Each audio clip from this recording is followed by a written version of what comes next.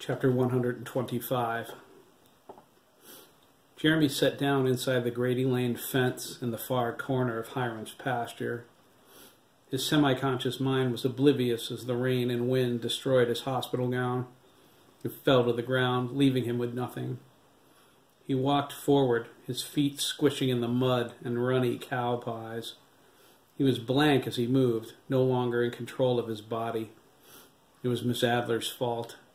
She interrupted his internal battle with Hiram's victims at a crucial moment, and they took over. He smiled, not caring at all. They wouldn't let him. He thought he heard Craig calling to him through the mind link, warning him, but Jeremy wasn't sure. The rain drenched his wiry black hair.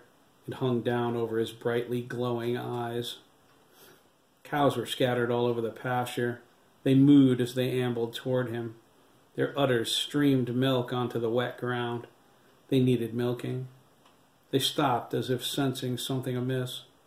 They looked at Jeremy, but then ran away toward the barn. Miss Adler pulled her car off to the side of Grady Lane. She watched as her creation walked toward the center of the pasture. A feeling of dread came over her.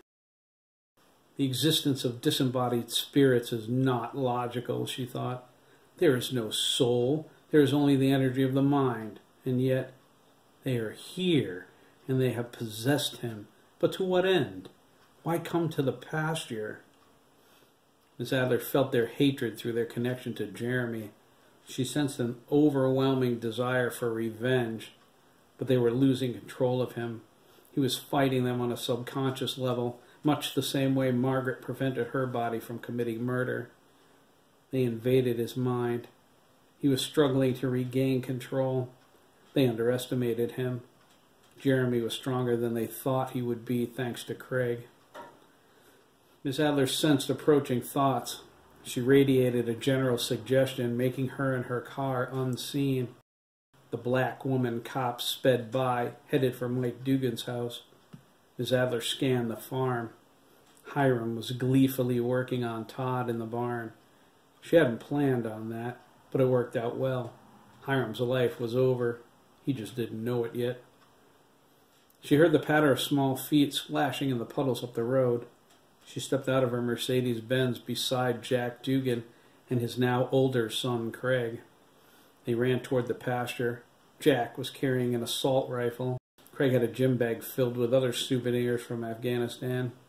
He was toting it very carefully. Miss Adler felt their fear. She tasted the power she intended to steal from Jeremy. "Jeremy!" Craig called, running up to the barbed wire fence. He repeated the call through the mind link. He was scared when Jeremy didn't answer. "They're going to make him do it," Jack said. He wiped his long wet hair out of his face. "Oh, God!" Craig cried. He felt his friend's power building. "Jeremy, no!" Bright light burst from Jeremy's eyes. The Dougans shielded themselves from its brilliance. Miss Adler watched as the spirits of the boys Hiram murdered walked out of Jeremy's body and hovered over their graves. One flew straight toward her and growled. She spat through Dan Mellon's ghostly face. He flew away for the cemetery behind St. Peter's Church. Another spirit flew in the opposite direction. The morgue at Johnson Memorial, Miss Adler thought. She smiled wryly. Frank Garrison will raise some eyebrows there. The remaining spirits sank through the fresh black earth, mud bubbling around them. Jeremy's eyes glowed wildly, his face contorting with pain as he struggled against their control. He felt them enter their dead bodies, using their energy and his power to link them solidly with their remains. Dan came alive in his grave. He clawed his way through the black casket, reaching for the surface. Frank Garrison shoved open the drawer he was in at the morgue. The attendant watched him sit up, and she fainted. Frank looked at her with tears in his one good eye. His left eye socket was dark and skeletal.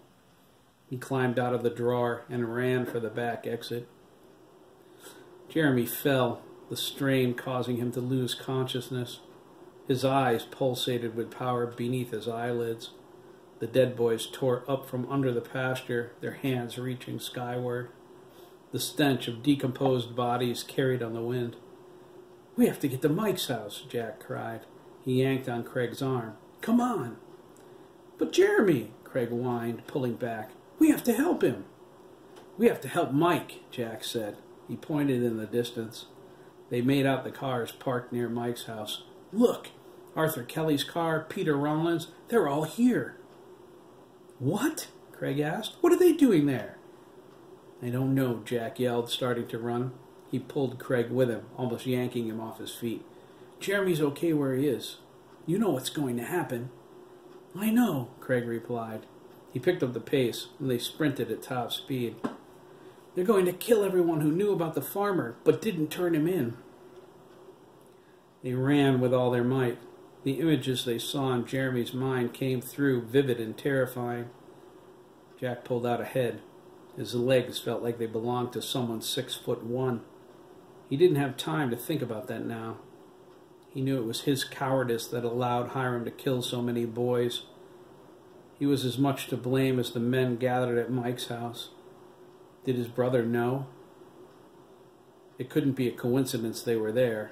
Jack swore, as he approached Mike's lawn, that if the dead boys didn't get Hiram, the joy of killing that bastard was his.